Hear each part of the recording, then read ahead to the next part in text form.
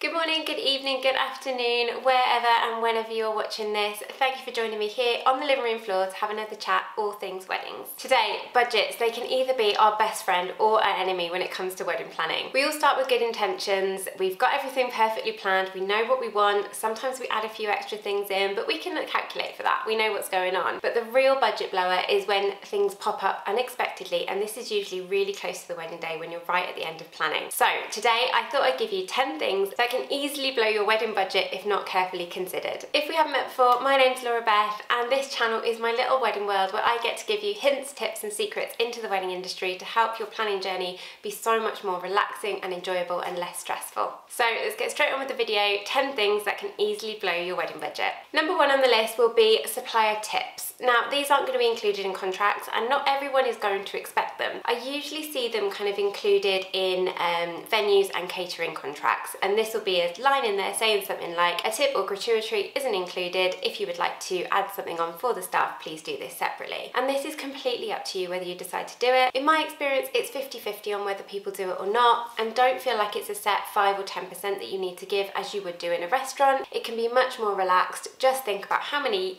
people are going to be involved working on your wedding day, how many hours they're working, and do your own calculations to work out what you'd like to give each person. Number two on the list is going to be extra hours on the wedding day. So this will come down to the suppliers that are going to be there with you on the day, mainly things like photographers, wedding planners, stuff like that, that may have an hourly fee or you've booked them for a set amount of hours. You want to have a conversation with them. What happens if I go over those hours? If you need to stay for a bit longer because we want to catch some more images, or maybe things are running behind and you haven't quite got to that first dance by the time they're finishing their day. So you may want to add them on for a few extra hours. Some suppliers will just be really flexible with this, understand that wedding days don't always go to plan and stay on a little bit longer. Others will have an hourly fee that they will add on to a bill after the wedding. So you'll want to ask and find out what these could be so you know what you're getting for your money when you ask for it. Number three, delivery charges and VAT charges. This is something that can so easily be missed, and a lot of time if you're getting quotes off websites, VAT won't even be included on that and it can really catch you out. I've also had so many quotes in the past where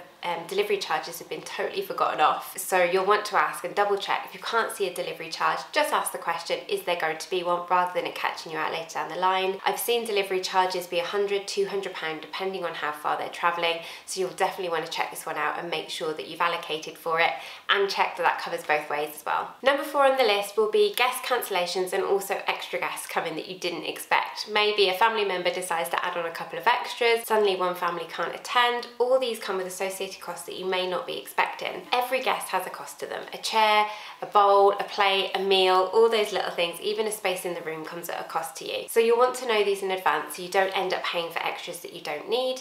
Equally, if you get cancellations last minute, anything up to about a week before the wedding, you will likely still be charged for that person. So you want to make sure that you're getting RSVPs in nice and early to avoid paying extra for anyone who won't actually be there. Number five on the list, linens. This gets missed off so often. People think about the tables, the chairs, the decor, everything else, but they don't consider if they need any linen. Especially if you're going for rustic tables, people forget that you may need to look at adding napkins on. So it's always best to check with your venue or your caterer whether these are already included before you go out and get your own. But if they're not included, remember that linen costs money to hire in. So you'll want to add that to the budget, whether it's just a linen napkin or you are looking at tablecloths.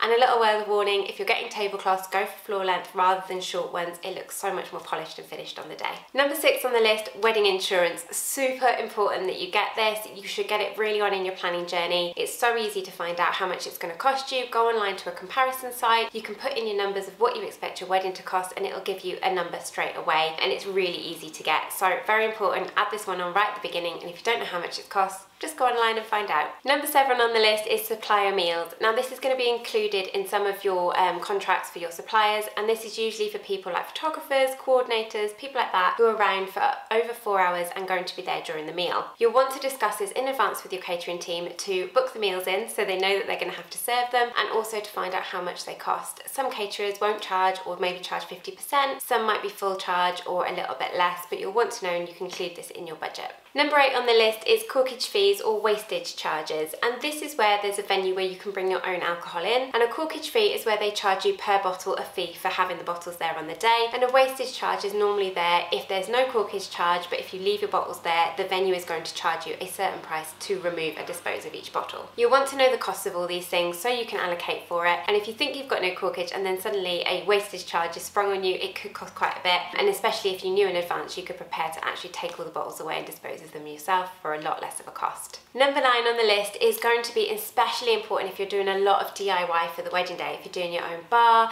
your own food, your own setup, all that sort of thing. You'll want to consider whether you need any additional staff on the day. This is to do things like top up the bar, serve the drinks, clear the glasses away, get rid of plates and all that kind of thing, pack it all up at the end of the night as well. Lots of people rely on the fact that they're going to do it themselves on the day and they're going to have friends do it, and that ends up being really difficult on the day because actually everyone just wants to enjoy the day. So having a team there can be really beneficial and so much easier for you. So if you're doing a lot of DIY, definitely consider adding a few extra staff in on the day and adding those costs into your budget right at the beginning. Number 10 on the list, last thing to add in, is something that's not actually on the wedding day, but it is your accommodation and your travel. Everyone always thinks about making sure that they've got a car to get from one section to the other, so from your venue to your ceremony if needs be, but no one really considers all the other logistics. So you'll want to add in how much your maybe hotel stays are going to cost you the night before and the night of, if that's what you need, and equally your transport to get you from home to your venue, whether this is going to be a van because you've got lots of decor to bring with you, anything like that is always worth considering. Especially if you're getting suppliers from far away as well, there may be transport and accommodation costs you need to add in.